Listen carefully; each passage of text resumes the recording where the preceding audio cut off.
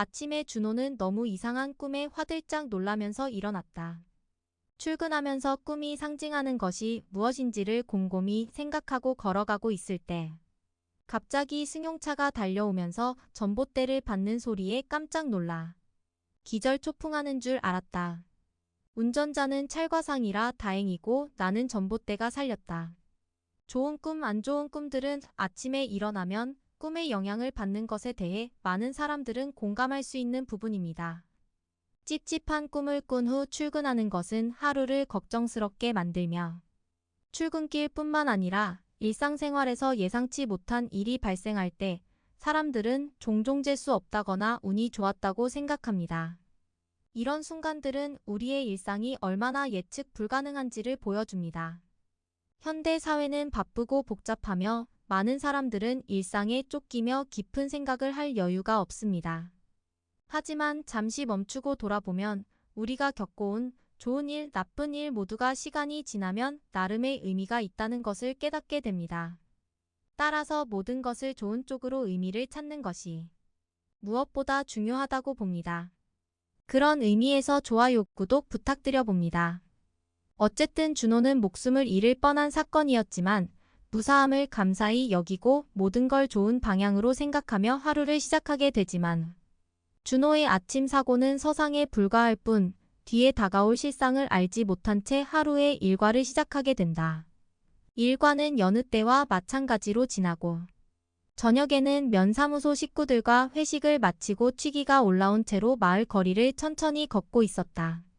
술 기운에 기분이 좋으면서도 어딘가 허전했다. 도시에서의 복잡한 생활을 떠나 한가로운 시골에 적응해가고 있었지만 그의 마음 한편엔 여전히 무언가 빈 듯한 생각이 들었다.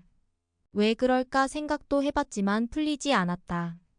여기 내려와서 가끔씩 만나고 있는 혜진이 있어 행복하기도 하지만 가슴에 뭔가 답답함을 해결 못하는 이유를 몰랐다. 그때 저 멀리서 익숙한 모습이 눈에 들어왔다. 조용히 걸어가고 있는 한 여자의 실루엣. 바로 혜진이었다. 그녀가 걸어가는 모습이 유독 평온해 보였다.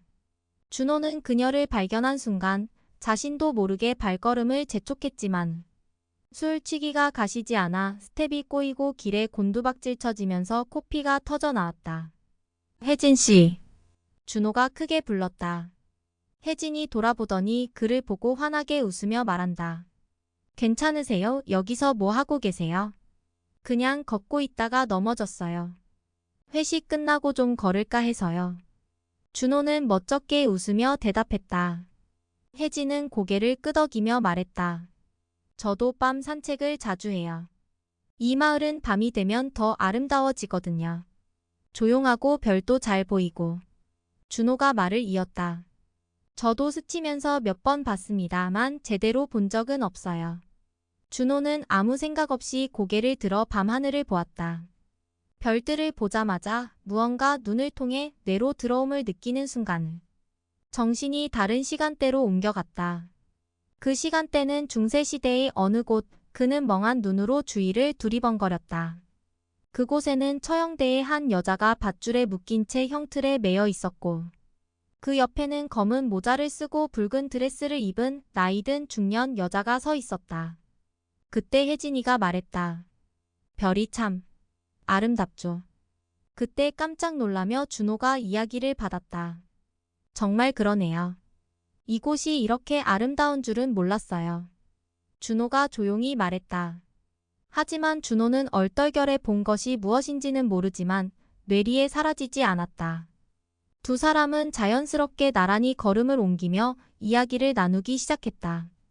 준호는 혜진과의 대화 속에서 자신이 조금씩 더 이곳에 정착해 가는 느낌을 받았다. 혜진이 잠시 생각하더니 말한다. 준호 씨, 괜찮으시면 동네 입구에서 술 한 잔 더 할 수 있을까요? 준호는 잠시 생각하더니 네, 좋아요. 혜진 씨와 함께라면 한 잔 더 해도 좋을 것 같아요. 자연스레 걸으며 손을 잡는 순간 어떤 힘이 두 사람에게 깃들었다. 선술집에 들어갔다. 늦은 시간이었지만 사람들은 여기저기 술 한 잔의 담소를 나누고 있었고 구석에 남자 둘이 앉아 혜진이를 빤히 쳐다보고 있었다. 준호와 혜진도 밝은 미래를 위해 술잔을 들어 건배를 하고 화장실에 다녀왔는데 그 사이 구석 테이블 남자가 다가와 괜히 혜진에게 이쁘다고 시비를 걸고 있었다. 준호가 다가와 말한다. 이런 씨발 새끼가 죽을라고 썩을 써라. 불량 청년이 말한다. 아 셔발 벌써 왔어야. 준호가 말한다. 한 주먹거리도 안 되는 스발 새끼가 죽을라고 누굴 넘봐. 스발놈 딱 한 방만 맞아라. 준호의 소심함은 어디로 갔는지 한 방 조져 기절시켰다. 우리들은 순간에 서로에게 안 좋은 인과를 만들어가지만 아무 생각 없이 넘기는 경우가 많다. 하지만 하나씩 쌓인 선악은 다음 생의 삶에 방영된다는 것을. 어쨌든 큰 다툼은 없었다. 사실 서울 있을 때 소심한 성격에 누구랑 잘 어울리는 성격은 아니지만 그 시간을 체력 관리에 신경 써왔다. 다시 자리는 안정되고 유쾌하게 여러 가지 이야기를 나누는 동안 주변 테이블에 있었던 사람들이 한둘씩 떠나고 행복한 술자리를 마친 후 혜진을 집으로 보낸 다음 준호는 이것저것 생각에 잠겼다. 혜진이 자신에게 주는 의미가 점점 커지고 있다는 것을 느꼈고 그 감정이 마음속 기쁨으로 스며들었다. 하지만 아까 보았던 꿈같은 현실이 마음에 섞이면서 혼란한 마음으로 집 앞을 다다를 때쯤 시골에 도착했을 때 본 노파를 다시 보게 되었다.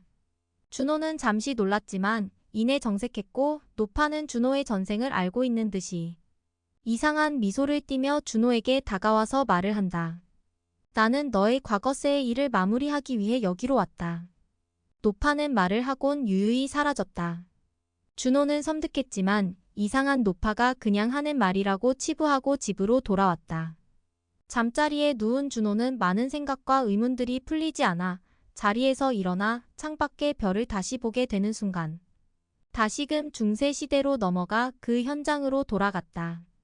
아끼는 몰랐지만 자세히 보니 형장 옆에는 아까 본 노파가 서 있었고 형장에는 여자가 형틀에 묶여 있었다. 준호는 무서웠지만 형틀에 묶인 여자가 궁금해지기 시작했고 숨을 죽이고 살며시 형틀 옆으로 다가가 보게 되었다. 준호는 순간 놀랐다. 그녀는 다름 아닌 혜진과 닮은 얼굴이었다. 믿을 수가 없었지만 민중 속으로 들어가 여자에 대한 이야기를 듣고 준호는 더욱 놀라움과 안타까움이 교차했다. 그 여인은 남자 탓에 죽을 목숨에 놓이게 되었고 집행관들은 남자를 기다리고 있었지만 시간이 다 되도록 남자는 나타나지 않았다. 잠시 후 처형 시간이 다가오면서 여자는 죽음을 맞이했다. 뭐가 뭔지는 몰라도 왠지 마음이 슬펐다. 갑자기 창문으로 바람이 세차게 불면서 준호는 정신을 차렸고 다시금 현실로 돌아왔다. 도대체 내게 무슨 일이 벌어지고 있는 거지 하고 준호가 중얼거렸다. 창문을 닫고 돌아서는 순간 그 노파가 방에 있었다. 준호는 거의 기절할 뻔했다. 아니, 당신은 기척도 없이 어떻게 들어온 겁니까? 준호는 놀라서 말을 했다. 노파는 잠시 준호를 쳐다보고 있다가 말을 했다. 나에게는 시공을 넘나드는 힘이 있지. 또한 죽음도 불사이며 시공의 질서를 바로잡기도 하지. 이때 준호는 이상한 현상들이 궁금하여 질문했다. 당신은 왜 저를 따라다니는 겁니까? 노파가 말한다. 직접 보면 알게 될 거야.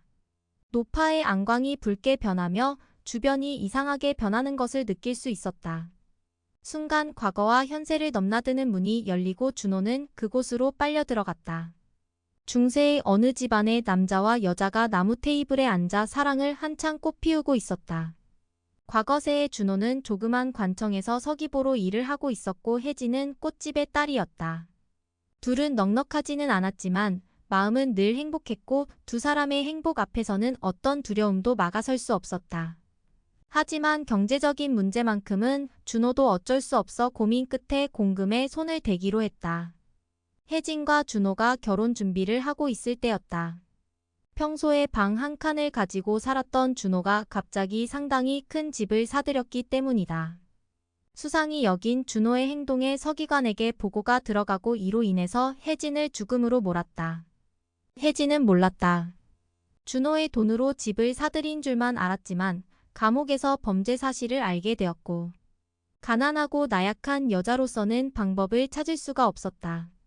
준호는 수사가 좁혀오면서 죽음의 공포가 두려워 아무 말 없이 사라지고 혜진은 준호와 공모했다는 거짓 선동으로 체포 감옥에 감금되었다. 준호는 혜진을 사랑했지만 선뜻 자수할 용기가 나질 않았고 시간이 지남에 따라 더 멀리 잠적했다. 어느덧 시간은 가고 생사의 수레가 몇백 년을 돌아 오늘 밤 다시금 그때 그 시간대로 돌아간 것이었다. 보여주는 이상한 현상들은 기억엔 없었고 이런 현상을 내게 보여주는 이유를 더욱 모르겠다는 생각이 들었다. 그렇다. 노파는 시공을 넘는 문에서 기억을 깨우기 위해 약을 먹였지만 실수로 기억을 지우는 약을 먹여버리고 말았고 한층 더 단단하게 닫혀버린 준호의 기억, 꿈 같은 현실은 더더욱 받아들일 수가 없었다. 이번에 준호의 죄를 물어 처형대에 세울 수가 있었는데 잠깐의 실수가 형장과 이별을 시켜야 하니 얼마나 화가 치밀까. 노파는 분노에 찬 눈으로 준호를 쏘아보며 말한다. 너는 반드시 고통스럽게 죽을 것이다. 말과 동시에 시공간의 문이 열리며 준호는 돌아왔고 짧은 시간 동안이지만 정신이 완전 나간 것 같았다. 꿈 같은 현실은 믿을 수가 없었고 그저 강한 피로감으로 기절하듯 침대에 쓰러져 잠이 들었다. 준호는 잠에 빠져들수록 공포스러움에 몸부림치기 시작했다. 칼과 창을 든 중세 기사들에게 쫓기면서도 어떻게든 살기 위해 달아나고 있었고 얼마를 달렸을까? 잠시 숨을 고르고 있었는데 생각지 않은 늑대의 공격으로 숨고를 짬도 없이 다시금 허겁지겁 도망을 치고 있던 중에 늑대가 화살에 맞아 쓰러졌지만 다음 순간 어디서 나타났는지 중세의 기사가 칼을 높이 들고 허공에서 준호에게 달려들었고 준호는 온몸에 땀을 흘리며 비명과 함께 깨어났다. 사람들은 인과에 대한 이야기를 살아오면서 많이 듣지만 실감하지 못한다. 그것은 전생의 기억을 막았기 때문이다. 그것을 열 수만 있다면 우리들은 어떻게 변할까? 앞으로 준호와 혜진이 인생 장막을 헤쳐나가면서 그 이야기를 계속 이어가고자 한다.